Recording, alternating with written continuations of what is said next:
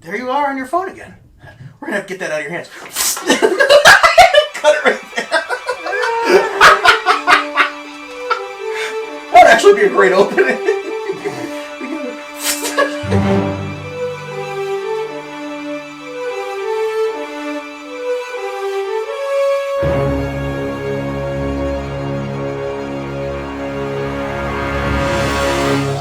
Alright, so there's a new movie out that it's a little obscure. I think it's definitely not like Nightmare Alley that made $1 billion in a week. Right. I don't know if you've ever heard of it before. It's like I said, it's kind of obscure. It's No Way to Get Home or something. But it's like the guy. It's like Multiverse. It's Multiverse of Madness. No. That's coming next year.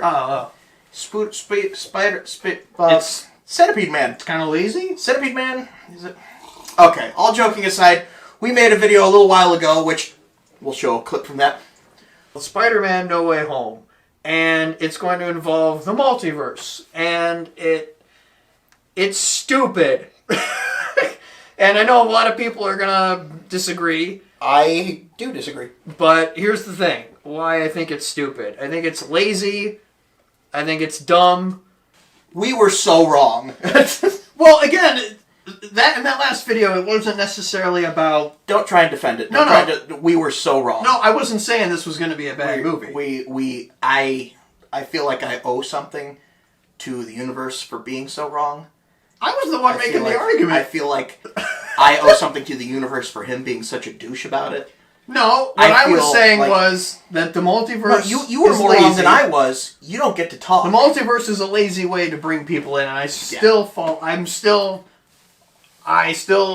all of that. Because instead of doing their own thing, instead of bringing in their own characters in the MCU, they're going back to the Tobey Maguire franchise, and they're pulling out, Alfred Molina's Dr. Octopus. Mm-hmm.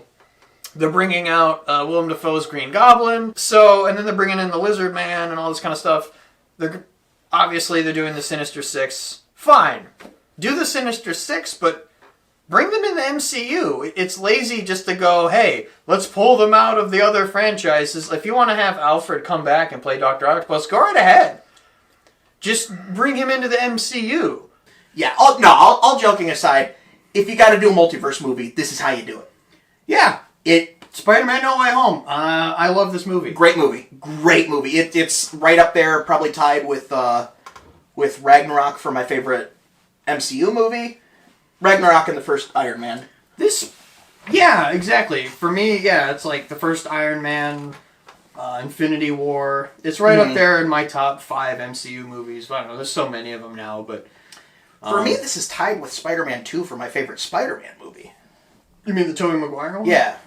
Yeah, for me, the Tobey Maguire ones are still tops, just because I don't think anything has reached it quite yet. I mean, even with Tobey Maguire in this movie. So, even so, with nothing having reached it, this one, for you, came damn close. Oh, it was really close. Yeah, it's definitely, let me put it this way. Okay, for Spider-Man movies, for me, you have, like, Spider-Man 2, Spider-Man 1, this is Tobey Maguire's, and then this one. Mm-hmm. Because then after that, you have, like, Homecoming, Far From Home. Which is high praise, because he and I hold the first 2 Sam Raimi, Tobey Maguire Spider-Man movies in such high esteem. They're great. And it's a shame they never made the 3rd one. Yeah.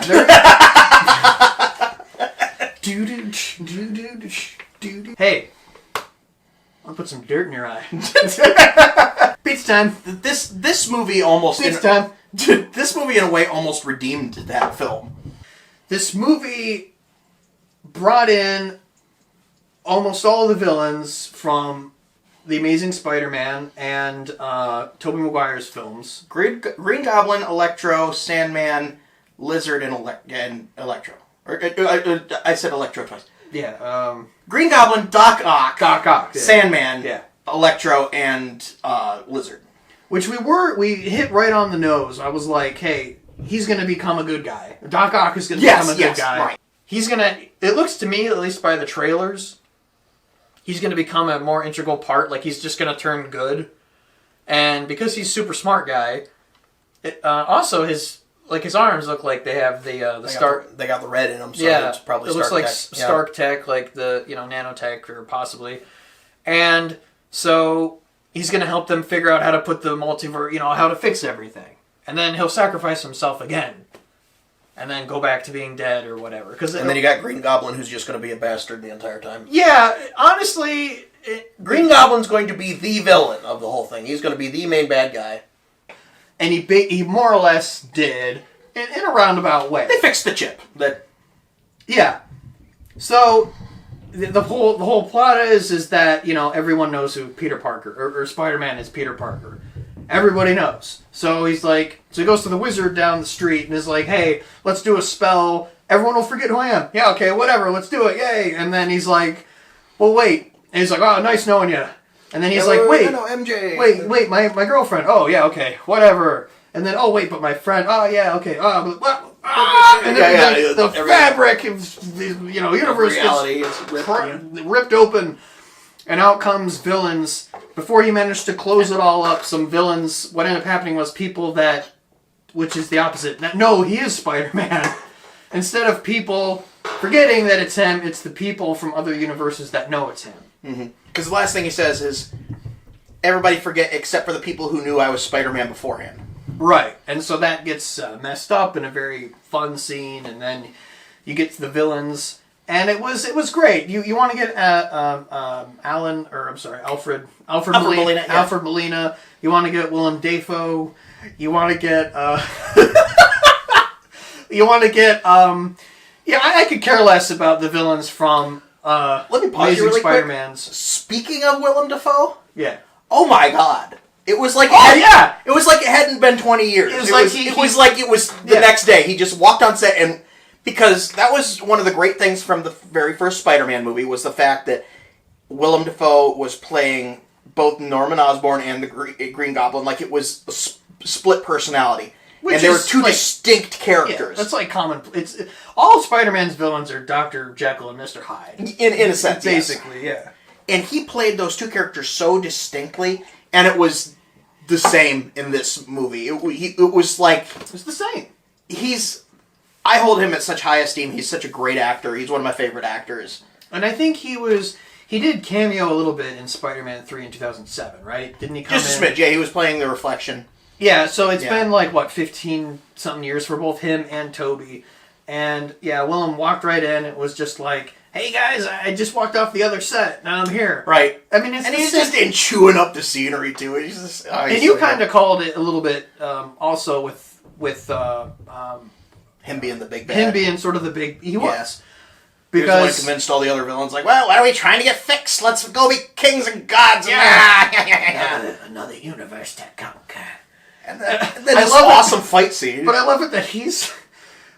So at the beginning, he first shows up, and it's like, he's doing the whole... talking with the mask. Yeah. Destroys the mask, which I guess if... I got a little bit okay, he's been punched so many times by Spider-Man, and he didn't break the mask, but he just takes a brick and breaks the mask. But he's really strong. Exactly, so who cares? Whatever. Big dumb movie, who cares? So...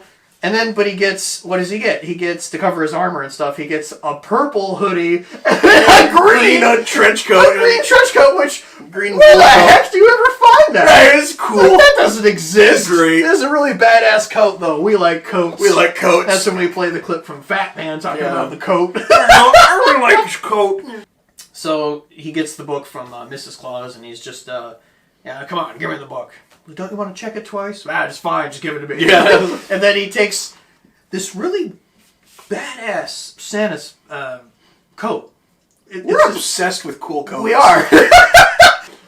But it's great. And he goes to something which I think they borrowed from the Spider-Man Marvel video game, which is that Aunt May is running like a soup kitchen kind of deal, and she's there, and he goes there, and he's just, I don't know, why I'm here, what's going on, and I can't control it. I can't find anybody. Control it. Oscorp doesn't exist. My son. Yeah. And so then Spider-Man is like, okay, we're going to try to fix everybody because... Because if we send everybody back, a lot of them are going to die. That's the whole motivation. We send them back, they die. because everyone talks about, like I remember fighting Spider-Man and then there was nothing, and so they're going to try to fix everybody, and of course that goes wrong, and then you kind of get the movie, and now let's just jump right into Andrew Garfield and the Amazing Spider-Man villains and crap, and how that's all kind of, I look upon that differently now, kind of. Yeah, it almost redeemed those movies as well. Go ahead. This was almost like a bookend for all three iterations of Spider-Man, where it took all three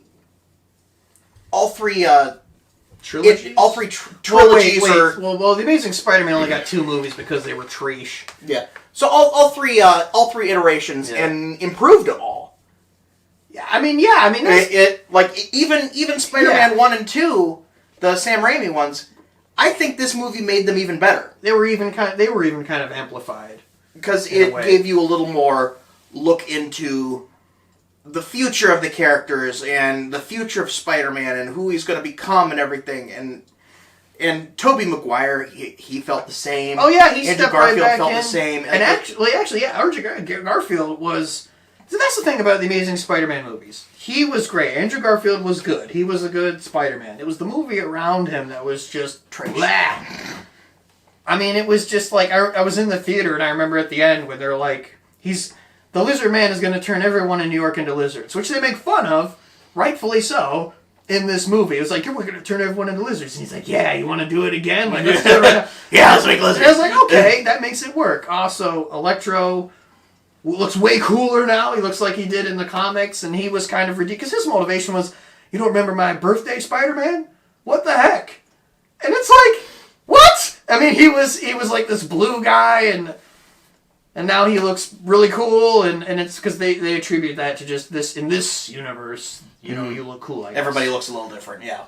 And Andrew Garfield, he almost, I would say, like, outshined everybody. As much as I love Tobey Maguire's Spider-Man, he was there with, like, Garfield was there with the energy and everything. And he was giving 120%, like, the whole time. He was loving it. And I think for him, too, it was a chance. It even kind of did a little bit of meta stuff where it's like, I'm not lame, am I? Yeah. I'm not lame. It's like, no, I compared to you guys, I suck. Yeah, and like, Tobey Maguire's like, no, you're not lame. That was the other thing, too. There was so many good conversations. They stopped the train and had a conversation with all 3 of the Spider-Man. Hey, what crazy villain have you fought before? Yeah. Hey, Andrew Garfield cracks Tobey Maguire's back because he's like 47. Right. So he's like, my back sometimes. This is an example where a movie slams on the brakes and brings it to a screaming halt. Yeah. But in a good way. Mm-hmm. Brings it to a screaming halt for pure fan service. Like, great, wonderful. You could call the whole film, a lot of it fan service, I guess, but this was done right. It was done tastefully. It was done right. It was done tastefully. It was done cleverly. Yes. Everybody had motivation. Even all the villains. Even Lizard. Even Lizard Man. Everybody did. Tobey was able to be a mentor to Tom Holland. Andrew Garfield got his redemption. He saved Mary Jane. That was a huge part. That was great. And I loved that. I got goosebumps. It was really cool. Which we called that was going to happen. Yeah. But it turned out so much cooler, and it was like, because he didn't, I don't know, the Amazing Spider-Man movies were a mess. It just had like the most horrible iteration of like the Green Goblin, and it was just terrible. And at the end when he goes to save Gwen, and like even the web itself comes out like a hand, like it's stupid. And then she dies. And then I was like in the theater and I'm like, what, she die? And then it just, like, we go through like a montage of like a year of him mourning, and then he shows up to fight the stupid rhino at the end. And then it ends. And I'm like, great, I don't care about any of that. You bring him back now, and I'm all about him coming back and being like... Yeah, because they hint at that, like, the dark third chapter that never happened, where it's, I didn't pull my punches. Yeah, I lost her, I don't pull my punches anymore, I got to a dark place. So... I kind of want to see that now. This dark Spider-Man that's killing people like on purpose. Yeah, it made that character interesting. It made you actually want to go back and rewatch the Amazing Spider-Man films, and you've never even seen the whole films, right? You've seen bits of them. I've seen the majority of them. You've probably seen enough to where you know, like, oh, these are... I've seen enough that I didn't want to waste my time with them. Like, in the first film, there's one scene where he's like... There's a robber trying to rob a car, and he's in there, and he says, you know, you really shouldn't be robbing cars, or something like that. I'm like, that's Spider-Man. And the rest of the movie was just a retread of what we just did a couple of years ago with Tobey, and so much better. Something that we said in the last video that we were talking about was cinematography, right? This one was so cool. This one had cinematography. Yeah, this one was cool. It was edgy. It was hip. It was really... Man, I sound old. You're really... It was hip. It was hip. It was cool. Well, we also talked about the Sam Raimi ones having, like, heart and a soul, right? This one had a heart and a soul. This one had a heart and a soul, which is unusual for an MCU film. And look, I don't... In a way that I don't think... Okay, so the MCU films... Some of them are very much formulaic. I mean, Some of them are cookie-cutter movies. Yeah, it's like, okay... This one was not.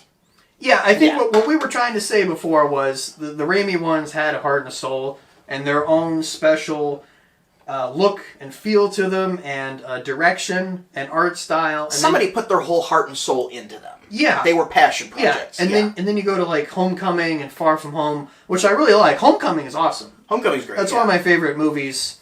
From the MCU. From the MCU. Far From Home was also good. Mm-hmm. But yeah, it was almost like, man, these are great Spider-Man movies, but I'm just missing, like, that extra something special. This had it. And I don't know if it was because you were backed up by awesome, what do you call them, performances from, you know, Willem as the Green Goblin, and et cetera, et cetera. The fight scenes, we had talked about how a lot of people had talked about Spider-Man in the MCU doesn't punch anybody. Yeah, the Sam Raimi films, he's just straight up, like...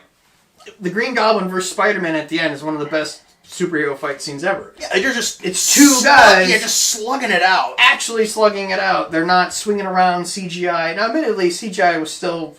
That was sort of the... when it was coming out full swing. But... well, even in Spider-Man 2, when it is a CGI fight, like he's fighting against... It's still punching and swinging it, like throwing hands, man. Like... All that... Tom Holland ever does is just kick somebody in the face. Your CGI kicking and spinning, which is fine, whatever. Yeah, that's fine. But there's not, it's not, and that might have something to do with the fact that he's in high school, I guess, but now he's sort of transitioning into college, and yeah, he's just wailing. There's one point where he's actually on top of the Goblin's shoulders, and he's just wailing on his face like that, and I was like, oh, yeah, this is great. They're doing the physicality that they need to bring back and that they need to do, and it was great. At one point, you know, the Goblin grabs him and just take, and they just take and they go through the floor, all the way down to the ground. They kill Aunt May. It's great. They bring real stakes and real gravitas to the whole thing, and it's great. It's awesome. Turn out great, big beefy. This is sort of Spider-Man growing up and then becoming a man, kind of.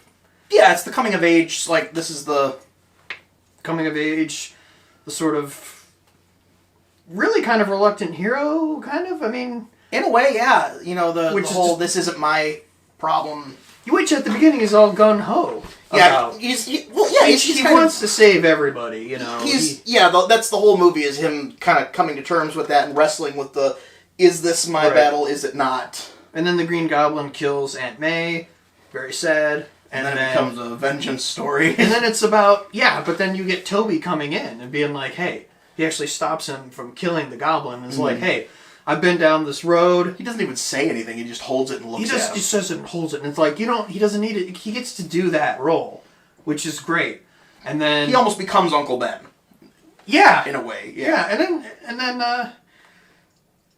then everybody... It all kind of works out in the end, and now nobody remembers. That's the thing. It's like, I don't know how long it's going to last. Nobody remembers who Peter is. This is a clean slate. Yeah, Peter doesn't, which is great, because if you're now going into the college years, they showed him at the end going into that apartment, which is like an exact replica of the Tobey Maguire apartment, which is great. You want that guy to come in, rent, you know, because all the memes and YouTube poops that are all there about Rent. I want the rent now. And then the only thing though is that Peter Parker can't be a photographer for the Daily Bugle because the Daily Bugle. I'm curious to see how they're going to get away with that. Yeah, the Daily Bugle is a conspiracy theory blog website thing. It's the Alex Jones website. Yeah. And so, which actually, again, that's something that the Marvel video game did, was he's on the radio the whole time. Spider-Man is a criminal, rah! That was a decent J.K. Simmons impression right there. I can do some decent impressions, yeah. He's really good at being a douche. Come, brother Goblin! That's the cartoon version. Yeah. Or Joker from Mark Hamill's Joker. Christmas with a Joker. Oh, they had a cameo from Charlie Cox, the Daredevil. Yes. So that's cool. Basically putting him in the MCU. He was great, and as I guess always. I haven't seen. This is the first thing I've seen of Phase 4. I haven't seen Hawkeye or anything, but the point of why I bring that up is because at the end of Hawkeye, I guess Kingpin is back. Yes. So they are bringing these guys in. I'm actually seeing Daredevil show up in the beginning of No Way Home. Made me want to watch Daredevil finally because I hadn't seen it, and it's great. I'm going through it right now. Yeah, it's fantastic. I mean, it's big, it's beefy. Well, that hallway fight scene in season 1 is like one of the best ever. It's so great. Would you recommend it? I would, and I was worried it was going to be a mess like Spider-Man 3, where there was too many villains. It was not overbloated. It was not. In fact, they took their time. Each villain at the end, which was we need to lure them out, right? So we're going to get the magic box and do it one by one. They come in till finally, you hear that and he's coming in on his glider, and you're like, this is it. And now it leaves a whole clean slate where we can get some actual Spider-Man movies instead of it's that micro and macro type of thing you were talking about. Instead of the whole MCU. Instead of the collab movies where it's Spider-Man and a couple other, because the first one it was Spider-Man and Iron Man. And the second one it was, Spider-Man with Nick Fury there was Nick Fury did show up. I mean, hell, in the MCU, Spider-Man's introduction was Captain America 3. Oh yeah, he came in Captain America Civil War. And I mean, that was his intro. So this is one where you're kind of ending on that, now we're going forward, we can just do Spider-Man. Mm-hmm. He's not going to have the Stark Tech anymore. No Stark Tech, and actually he sews his own suit. He sewed his own suit at the end, which looked like the classic suit. Yeah, like inspirational from Tobey and Garfield, which is great. Mm-hmm. You got the logo on the back and everything. And it's got the shiny blue, which is fun. It feels like we're going to get some pretty good Spider-Man movies going forward. Yeah, we're heading into the college years, which is great. Hopefully they continue with being darker and more serious, and just because I like that stuff. The director, John Watts. Yeah, these are all he's done, right? Nobody's given him any credit. Yeah. I looked him up. He's done one or two things. He did some stuff for The Onion, which is a satirical... Right. And then here he is doing a great trilogy. He understands the tone of Spider-Man. This is actually the first trilogy, Spider-Man trilogy, that's great. Yes. Because even as great as Spider-Man 1 and 2 is, Sam Raimi's Spider-Man's, Spider-Man 3 was a dud. It was a dud because the production, the studio interference with, you gotta have Venom, you gotta do this, you gotta do that. And then The Amazing Spider-Man never got a third one because critically and commercially it was kind of a flop. And I hope it does now. Yeah, I mean, whether or not there'll be a third one, I don't know. But so this is the first one that's great. And the third movie is the best movie. Yeah. When does that ever happen? Rarely. Even with the Godfather trilogy. The third one is the weak link, so it's weird. Yeah. It's different. Yeah, I recommend it too.